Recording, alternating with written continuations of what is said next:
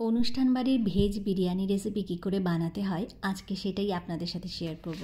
সত্যি বলছি, এই বিরিয়ানি রেসিপিটা যদি একবার বাড়িতে বানান তাহলে একদম মুখে লেগে থাকবে। আমি এখানে 4 কাপ পরিমাণ গোবিন্দভোগ চাল নিয়েছি, সেটাকে একটুখানি আধা ঘন্টার জন্য জলে ভিজিয়ে রেখে দিচ্ছি। এদিকে কড়াইতে জল বসিয়ে দিয়েছি আর এর মধ্যে একটা প্যাকেট সোয়া চাংস আমি এর মধ্যে ঢেলে দিলাম। এটাকে একটু সেদ্ধ করে নেব, মানে ভালো মতো সেদ্ধ করতে হবে। প্রায় 10 থেকে 15 মিনিট বাদে এটা ভালো মতো সেদ্ধ হয়ে যাবে।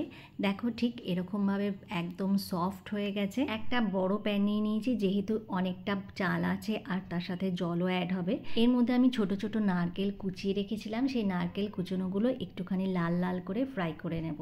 নারকেলটা যখন একটুখানি লাল লাল ব্রাউন কালার হয়ে যাবে, তারপরে আমি এর মধ্যে একটুখানি কাজু, কিশমিশ, দারচিনি, এলাচ, লবঙ্গ সব এর মধ্যে অ্যাড করে দেব। আর 6-7টা তেজপাতা দিয়ে দিচ্ছি। এই সবগুলোকে নেড়ে চেড়ে একটুখানি ভেজে নেব, যাতে করে এলাচটা একটু ভালো মতো ভাজা হয়। এরপর যে সয়াবিনটা আমি সেদ্ধ করে রেখেছিলাম, সেই সয়াবিনটা আমি জল ঝরিয়ে চিপড়ে চিপড়ে এর মধ্যে দিয়ে দেবো। সয়াবিনের মধ্যে যাতে এক ফোঁটাও জল না থাকে সেইভাবে দিতে হবে। তারপর এটাকে নেড়ে চেড়ে কষিয়ে নিতে হবে। কিছুক্ষণ সময় ধরে কিন্তু সয়াবিনটা কষিয়ে নিতে হবে। এর মধ্যে 2টো টমেটো আমি কুচিয়ে রেখেছিলাম, সেই টমেটো কুচিটা এর মধ্যে দিয়ে দিচ্ছি। 3 চামচ পরিমাণ আদা, লঙ্কা আর সাদা জিরে বেটে রেখেছি মিক্সিতে, সেইটা দিয়ে দিলাম। আর গরম মশলা দিচ্ছি 2 চামচ আর 1 চামচ পরিমাণ হলুদের গুঁড়ো। সবগুলোকে দিয়ে ভালো মতো করে কষাতে হবে।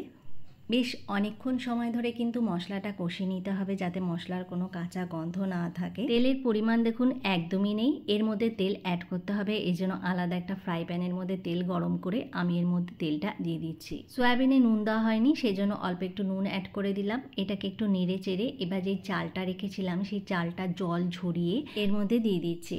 তারপর সয়াবিন আর চাল একসাথে ভালো করে নেড়ে চেড়ে চালটাকেও এই একই সাথে সয়াবিনের সাথে ভেজে নিতে হবে। এই জন্য একটুখানি সময় ধরে এটাকে ভেজে নিচ্ছি। এর মধ্যে দেখুন একটু হলুদের পরিমাণ কম হয়ে গেছে, এজন্য আর একটু হলুদ অ্যাড করে দিলাম। অনেকে ফুড কালার ইউজ করে, কিন্তু এর মধ্যে আমি 1 ফোঁটা ফুড কালার দেবো না, হলুদের ন্যাচারাল কালারটাই বেশি ভালো লাগে। যেহেতু এখানে 4 কাপ আমি চাল নিয়েছি, গুনে গুনে প্রায় 8 কাপ জল এর মধ্যে দিয়ে দেব। 1 ফোঁটাও জল বেশি দেব না। 5 মিনিটের জন্য ফ্লেমটাকে একদমই হাই রাখবো। তারপরে আন্দাজ মতো নুন দিয়ে দেবো। আর এখানে আমি চিনি ব্যবহার করছি সুগার ফ্রি, প্রায় 2 মুটকি মতো সুগার ফ্রি চিনি আমি এর মধ্যে অ্যাড করে দিচ্ছি। তোমরা চাইলে নর্মাল চিনিও ইউজ করতে পারো। এই অবস্থায় এটাকে আমি ঢাকা দিয়ে ঢেকে রেখে দেবো প্রায় 15 মিনিটের জন্য। প্রথম অবস্থায় হাই ফ্লেমে 5 মিনিট, তারপর 10 মিনিট একদমই লো ফ্লেমে। তারপর আমি ওপর দিয়ে এখানে ঘি ছড়িয়ে দিচ্ছি আর একটু ভাজা জিরে গুঁড়ো ওপর দিয়ে অ্যাড করে দেবো। এর ফলে ফ্লেভারটা কিন্তু খুবই ভালো আসবে। তোমরা দেখতে পাচ্ছ একদমই ঝরঝরা সয়াবিন ভেজ বিরিয়ানি, এত টেস্টি যে কি বলবো। একবার খেলে কিন্তু মুখে লেগে থাকবে। অবশ্যই রেসিপিটা ট্রাই করবে।